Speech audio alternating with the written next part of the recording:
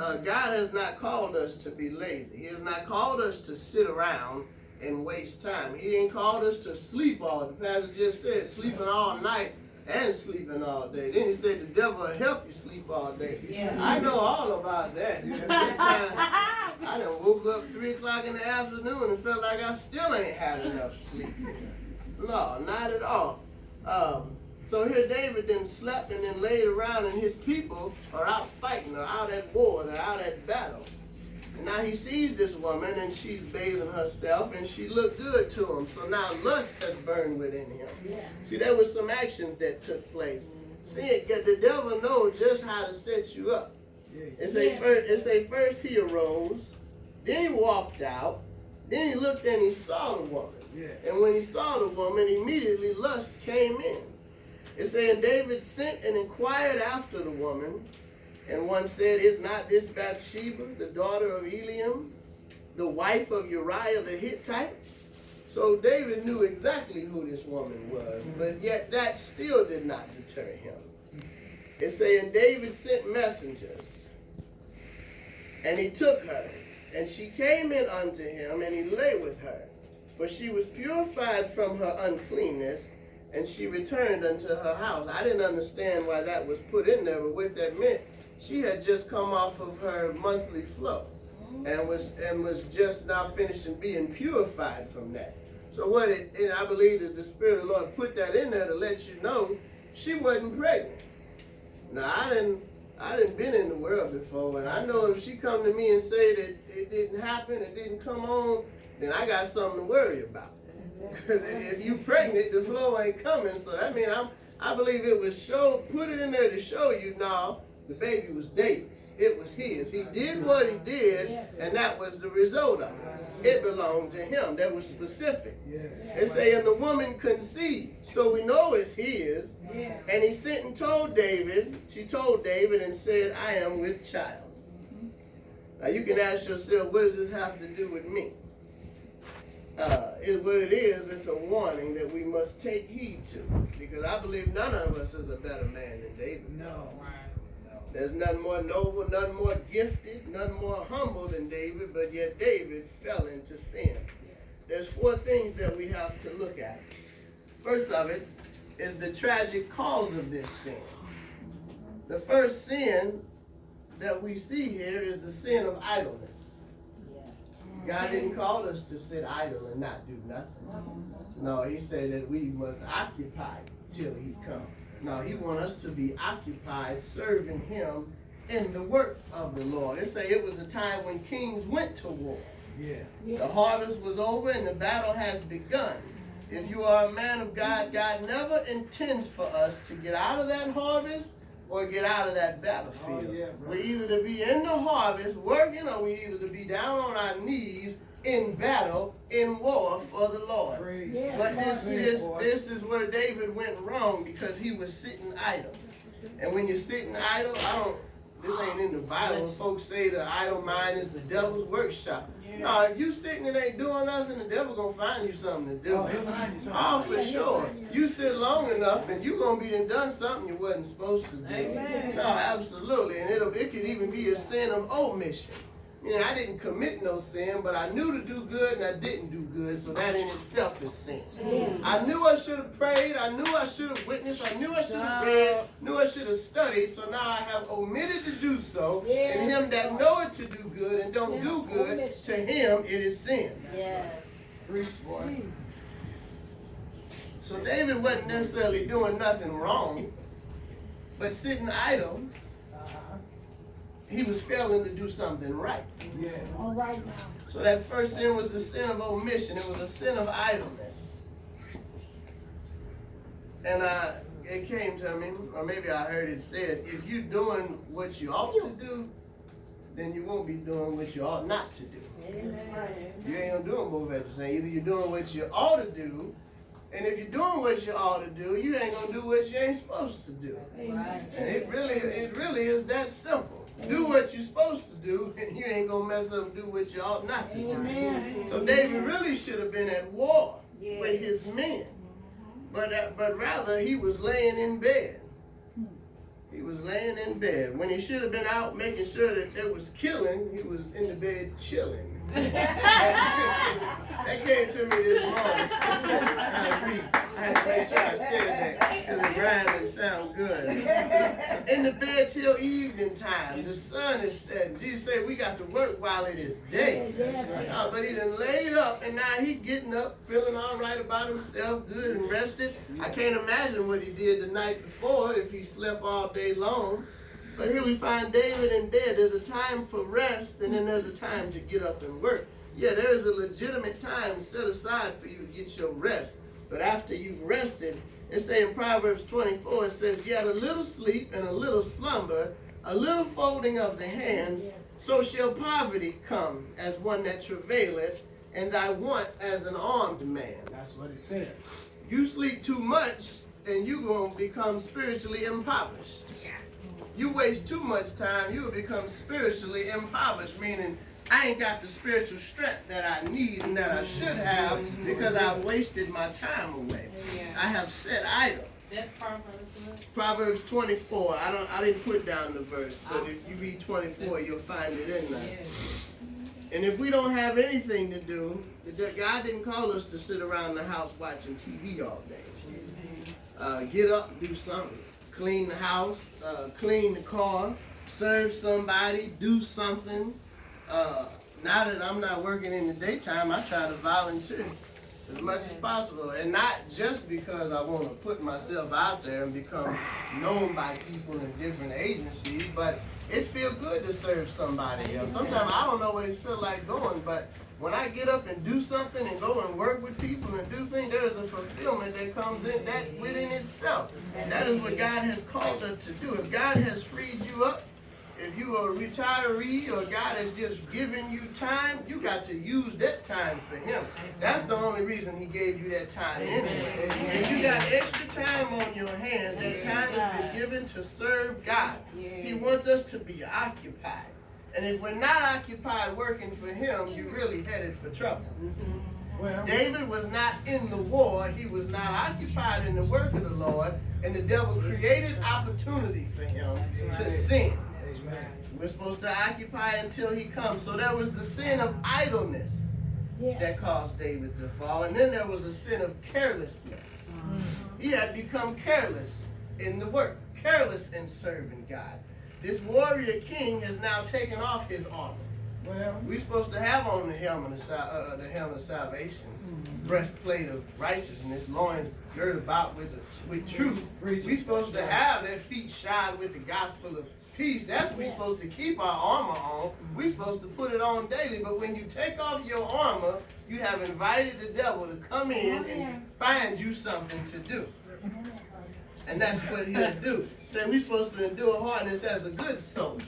2 Timothy 2 and 3. But David then took off his armor and he's sitting back relaxing. So there's a battle going on. David is relaxing, and I believe he had become careless because he had had so many victories that he had begun to take victory for granted. Well, he just presumed and assumed that God was going to keep on blessing. You can't never get to the place to where you stop doing what it was that brought you the blessing in the first place. If it was your prayer and your fasting life that brought you to that point, you can't stop doing it and expect to stay there. You either going to be moving further in God or you are going to be moving away from Him. You are going to be backsliding and not even realize it. You cannot take what God has given you and where He has brought you for granted. No, if He has put an anointing on you, don't take it for granted. Keep doing what it was. Keep paying the cost for that anointing. You can't get fat and high off the hog and feel like you have arrived. God gonna send victory anyway, so I ain't got to pray today. No, you can no longer feel like just taking it for granted. That's what David had done. He should have been out. Yes, he should. With the warriors. For the Lord. But now he was getting careless. See, when God has blessed you so much and has begun to work through you, you'll begin to think that you're strong and that you cannot fail. David had a great record. He had a good track record of winning. David had fought and won battles, and you'll have a good track record. That's right. No, you didn't done and you didn't work for the Lord, and you didn't done something for Him. So it seemed like David didn't necessarily fall because he was weak. David fell because he was strong. That sounds good. He had got strong in the Lord, but become careless in this thing. And that's where he fell at. He fell at a point of strength. He fell at his integrity. David said, I have walked in my integrity. His integrity was his strength. But he got careless with that strength, and that's how he fell. I heard a man say, an unguarded strength is as a double weakness. If you have strength and you don't guard it, that strength in itself is right where you're going to fall at. It'll become a weakness to you. You got so strong that you became weak because you got careless with it. So not only was he careless, not only was he idle,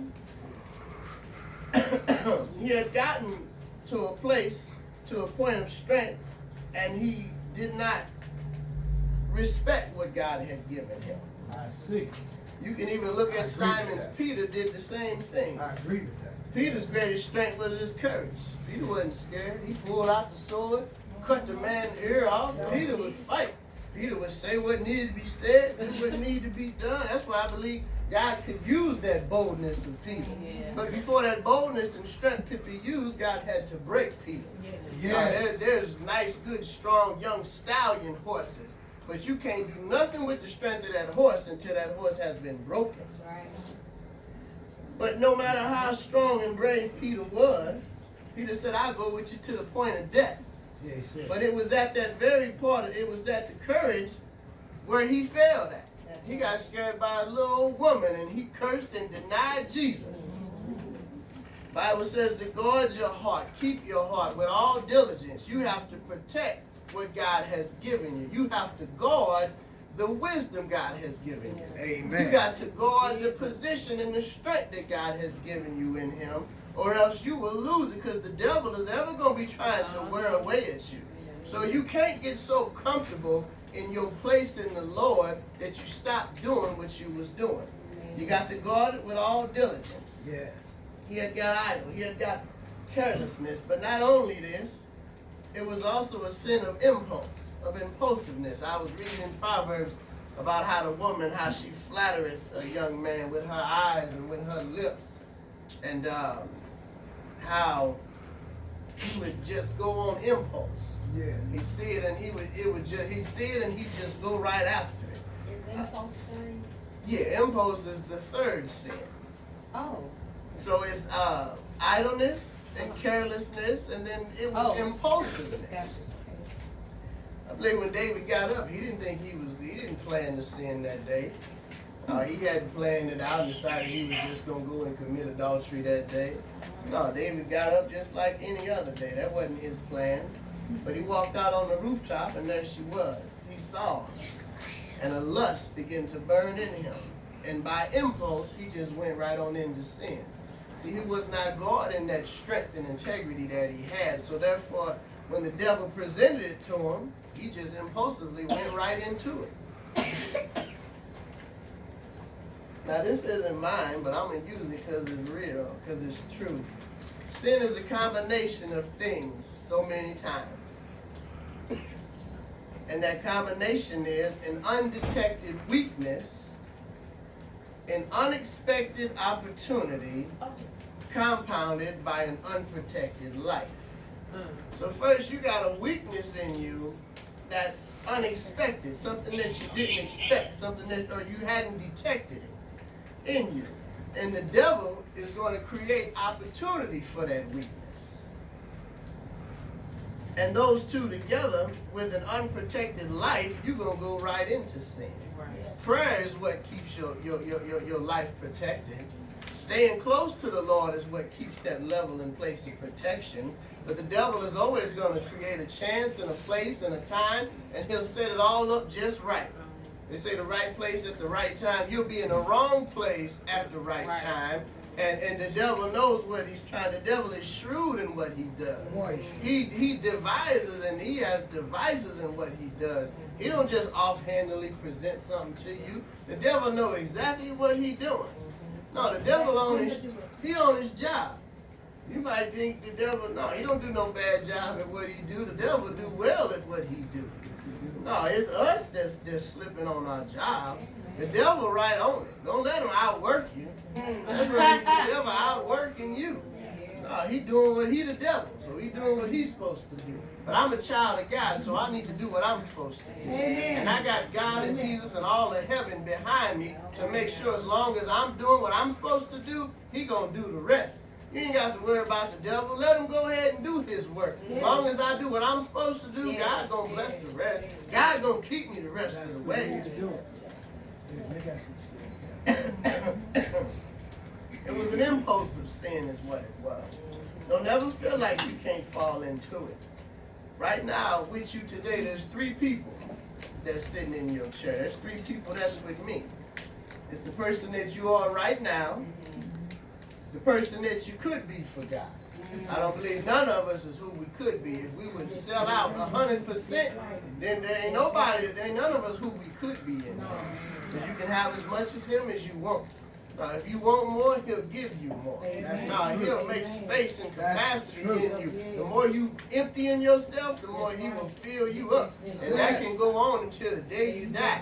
Now, you may grow old and just stop. No, but if you don't stop, he ain't going to stop.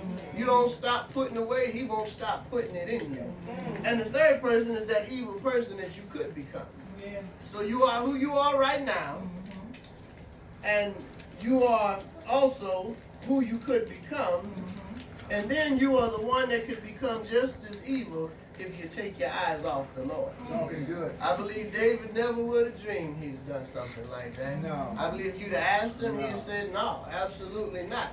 The reason I know this is his response to a story that the prophet Nathan is going to come and tell him. And I'm not going to get ahead of myself, but no, David, no, if he'd have seen it in somebody else, he'd have said, put him to death. No, but he didn't see it in himself. And you got to realize and know and understand that you ain't no better than nobody else out here. No, except for the grace of God, you'd be laying somewhere drunk too. Amen. You'd be prostituting somewhere too. You'd be high and strung out on drugs somewhere too. You'd be murdering somebody too if it wasn't for his grace. Don't think it ain't in you. No, your flesh is not improving. Your flesh ain't got no better since you got saved. Your flesh is still your flesh. No, and if you get in your flesh, you'll surprise yourself. I don't surprise myself no more. I done messed up enough now to where I know my flesh will do any darn thing. I thought I was big and bad. I thought some things I would never touch. But your flesh will take you way farther than you knew you would go. Now, you don't really know what's in you till you give over to your flesh. I'm talking about why you saved. And you'll mess around and you'll be then carried further while you saved in your flesh than you even was when you was unsaved. You'll be done something while you saved that you hadn't even done when you was saved. You know what I'm saying? That don't even make no sense to me. But your flesh ain't no joke. The devil ain't playing with you. No, your flesh is going to be your flesh. No, that's why one day God's going to have to get rid of it. Because it's real. No, and if you allow it to become alive, it's going to be just as live as can be. No, stop praying and coming to church for a while and reading the word. No, you'll see how fat your flesh can get. No, just sit up and watch a whole lot of TV about a whole lot of mess. No, you can't watch nothing without being full of mess. That mess on TV will fill you with something. It'll be wearing away at you. I don't care how much you prayed last night. Sit up and watch a program with nothing but filth and mess in it. It'll wear you right away what it was you thought you got last night. You're really defeating your purpose. That's right. You're defeating your purpose. You can pray and fast all day, but put that mess in you and it's going to cancel it right out. I seen a dude on TV. He was sitting on an exercise machine and working his legs, eating a donut at the same time. What do you think you're going to do? I'm going to sit up and pray and read my Bible, but I'm holding on to mess at the same time. One just going to cancel the other out. Every calorie you thought you was burning, you're putting it right back on. So the only way to be free of it is to stay away from it. No, that's the only way. You can't just take a little bit. No, this world ain't got nothing good to offer.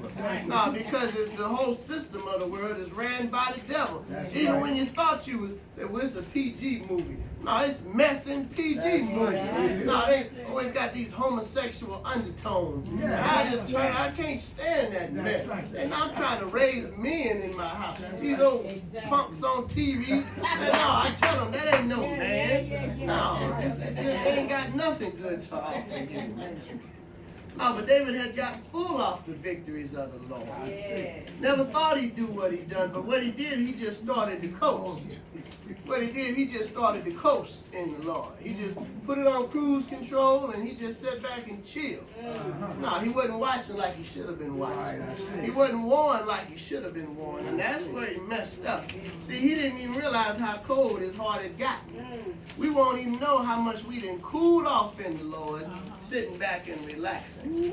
No, he didn't realize how far he had really got from. Had he been close to the Lord and been doing what he was called to do, I don't believe he would have fell into that mess. No, he wouldn't. I don't believe he'd have done none of it. So with people outwardly, they may look real fine. They may be doing real well. And somebody will see them fall and mess up and say, I can't believe they fell so far. But you didn't know how far they already was on the inside. You didn't know where it begun at. You didn't know how low they was living in the first place. They had drifted. It may be a surprise to you, but it didn't surprise God. Okay. No, you had drifted. No, and that in itself comes with experience and maturity. No, you sit back and just coast on yesterday's blessing if you want to. Coast on yesterday's anointing if you want to. I say like Samson, you go to shake yourself and it won't be there. The Philistines will be upon you and they'll just get you and sin will blind your eyes and you'll be sitting up blind, deaf, and dumb, not realizing how you got there. No, because you got fat and full on yesterday's blessing, and now today you done fell into sin and don't understand how you got there. It had become a sin of callousness and hardness. The Bible says that sin will harden your heart. Say in Hebrews that we can be hardened by the deceitfulness of sin. I want to go and start at verse 6 and see just how hardened David's heart has got. Yeah. This gentle man who had love in his heart, a man after God's own heart, had yet still been calloused and hardened. When I was in my preteens and early teenager, I was always trying to make some money. So it would snow real bad, and what me and Ashley would do, we'd get together and bundle all up real good, and we'd go out and start shoveling people's driveways, shoveling sidewalks for $10 and $5, and we made a little money doing that. But I noticed when I first started digging with that shovel, my hands would begin to get sore, and it began to hurt for a while. But the more I begin to do it, the less I begin to feel it. And it's the same way with sin. It's even the same way, and I'm not just talking about the sin of commission, but the sin of omission. What I mean is, I ain't just talking about sin that you commit, things that you do wrong, but things, like I said, things that you should be doing right. Well, and you're not doing them, that'll also polish you. That'll also harden you. The less you pray, the easier it is not to pray. The more church you miss, the easier it'll be to miss. Well, I done been there. I didn't miss one Sunday, and it wasn't so hard to make up an excuse for next Sunday. And I'll be granted, I'll tell the truth, there are times when I legitimately couldn't make it, like it has been with you. But then there's been some times where I just didn't feel like going, so I didn't go. And you got to be careful doing stuff like that. Every time where I knew I was supposed to pray, but I just didn't feel like it. And before I knew it, I didn't have a prayer life at all. Now, my prayer life was I'd lay in the bed, and I'd say a few words, and I'd just fall right asleep. Forget about getting on my knees and laying myself out before the Lord and thanking Him for His goodness and thanking Him for His mercy, thanking Him for His love, thanking Him for how He keeps my children protected, thanking Him that we got food on the table, thankful they all got clothes. I got heat blowing when it's cold, and I got air blowing when it's hot outside. Just really falling more in love with who He he is. You know, you can thank God so much, it'll create a new love in you for him. Yes, Lord. You can just look back and see how much he's doing for you right now. I ain't talking about what he done for you. That's good too. I'm talking about what he did today. Yes, Lord. You just begin to thank him for your, amen, for your daily bread. Will create a renewed passion for you, for the Lord. That's why I believe so you got to enter into his gates with thanksgiving and praise. Because the more that you praise him and thank him, the more it'll create an appreciative heart within you. Let me just rehearse, Lord, everything that you've been doing. Let me just run it by you. I know you know, but let me just speak it out of my own mouth and just show you how grateful I really am. Lord, I don't take it for granted. No, Lord, I know that you got your hand on me. I know you watching over me. I check my doors every night, but it's him that's watching. No, I got 2 guns in 2 different places in the house, but it's him that's protecting me. No, I don't go nowhere without my gun. Now I'm in the city so much and way out in the hills so much, I always feel like I gotta have some natural protection, but it's him that's keeping me. It's him that's protecting me. No, so Lord, let me rehearse it in my mind and tell you, Lord, that I love you for what you're doing. I appreciate what you're doing.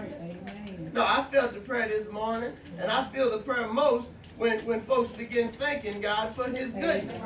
Now, I don't know what happened to me. I don't know why I started feeling so sick sitting right there, but in my mind I was saying, thank you, Jesus. In my mind I was saying, Lord, I appreciate it. I see what you're doing, Lord. It'll harden your heart. What you don't do for the Lord will harden your heart. Let's start reading at verse 6. And it's going to tell a story. We're going to come all the way to the end. And we're going to see what David has done. Go ahead, read. And David sent to Joel, saying, send me Uriah the Hittite. And Joel sent Uriah to David. Okay, so this is the beginning of the cover-up. Not only did he sin, but now he's going to try to cover it up. Go ahead. And when Uriah was come unto him, David demanded of him how Joel did. How's everything going on? What's going on right now? Go ahead. And how the people did it. And how the war prospered. So I believe he tried to come to him in a cool and a casual way, all the time knowing what it was that was in his mind. Go ahead. And David said to Uriah, go down to thy house and wash thy feet. And Uriah departed out of the king's house, and there followed him a mess of meat. A whole mess of meat from the king. Now, David, he has strategized exactly what he gonna do. Now, I'm gonna send a whole gift with you. Go on down and feel good and enjoy yourself. Feel good about yourself. But the thing that David didn't realize, Uriah was in the war. No, Uriah was in the war. He was in that. And David almost seemed like he tried to pull him and have him to feel good like David was feeling good. Really, he was bringing him down. He thought he was. No, he was trying to bring Uriah down to his level. Right. Let me get you fat and full. And no, but Uriah, you'll see what Uriah had, we'll put it like this in today's terms. He had been on his knees praying. He had been in the war. And if you really been in the war, folks ain't going to be able to pull you down where they at. That's why y'all didn't have the dreams pastor say, he way up there and we way behind him trying to follow behind him. No, if you really in war and you really in battle, you are far ahead those that are around you, and you can't let nobody pull you down. You can't let nobody bring you back. No, you let folks catch up to you. I ain't coming back to get you before I know that I'll be back there with you. No, I'm going to just go on and you see the example, and you follow me as I follow Christ, and then that'll settle it at the end of the day. Go ahead. But Uriah slept at the door of the king's house with all the servants of his lord, and went not down to his house. Wouldn't even go down to his house. No, I just came from battle. I'm fresh off the battlefield. I'm not gonna go and sit and relax. No, but then it said he slept right at David's door. I believe Uriah loved David. Uriah would have died for this man. No, it showed how noble this man was. Go ahead and let him tell you why. And when they had told David, saying, Uriah went not down unto his house, David said unto Uriah, camest thou not from thy journey? When then didst thou not go down unto thy house? And Uriah said unto David, the ark and Israel and Judah abide in tents. Come on. And my lord Joab and the servants of my lord are encamped in the open field. Shall I then go into my house to eat and to drink and to lie with my wife? As thou livest, and as thy soul liveth, I will not do this thing. And that's what he said. We done took the church bus, and we all done loaded up Saturday morning, and we done went down to Six Flags together. We done all, and then all the church folks in the evening, we done went down to the comedy show. And we was laughing, and we was feeling all good. Why didn't you come with us? David Ryan said, let me tell you something. It's folks dying out here. It's folks dying and going to hell out here. And I'm going to sit up and feel good about myself. I'm going to sit up and go have a good time. And it's folks dying and going to hell. It's folks strung out. My own people strung out in the streets. My own young boys getting shot up and killed in the streets. And I'm going to sit and have a good time. King David, who you was supposed to be. No, if your pastor ain't going, you go. No, if the old man ain't going, you go. You right say, I'm not finna get caught up in that mess. There's a fight going on right now. And there's a fight going on today. There is a battle going on today. And you let them have fun if they want to. Let them go on about their business. He said, but I got men out in the fields sleeping in tents, and I'm going to go sleep in my own house with my wife? No. No. I'm going to sit up and chill and be cool and relax, and I'm going to get out of the battle. When you stop praying, you get out of the battle. I know you done heard the pastor say it. When you stop praying and seeking him, you have come out of the trenches. You have stopped fighting. I remember I had begun to drift from the Lord, and Dad had a dream. I don't remember all of what the dream was, but he said we had drove somewhere, and Dad had got out for some reason. And I guess I was driving, but I drove off and left him there. Just drove off and left him there. And I asked him, I said, is that what I do spiritually when I fall off? I leave you by yourself? I burn out and leave you? Yes. No, but thank God for men like Uriah say, I'm not going to sit and eat and drink and lay with my wife and feel good about myself, and my own people are out here dying. Yes, Lord. Dying. No, that's just, he said, as my soul liveth, as thou livest, and as my soul liveth, I will not do this thing. You got to make it up in your mind. I'm going to fight for him. No, that's why I said this got to be made up in your mind. I'm going to do this for the Lord. Yeah. And you know, if you make something up in your mind, you're not always doing it because you feel like doing it. No, but I've determined it in my mind, this is what I'm going to do. No, I've set my schedule to pray, and this when I'm going to pray. I said I'm going to pray this long, and this how long I'm going to do it. Not because I felt like it, but because there's a war going on, and the devil ain't stopped fighting, so why I'm going to stop fighting? The enemy's still attacking, so how can I get out of the battle? No, and let other folks die, let other folks war, and I'm sitting up relaxing. Go ahead with verse 12. And David said to Uriah, tarry here today also, and tomorrow I will let you depart. So Uriah abode in Jerusalem that day and departed.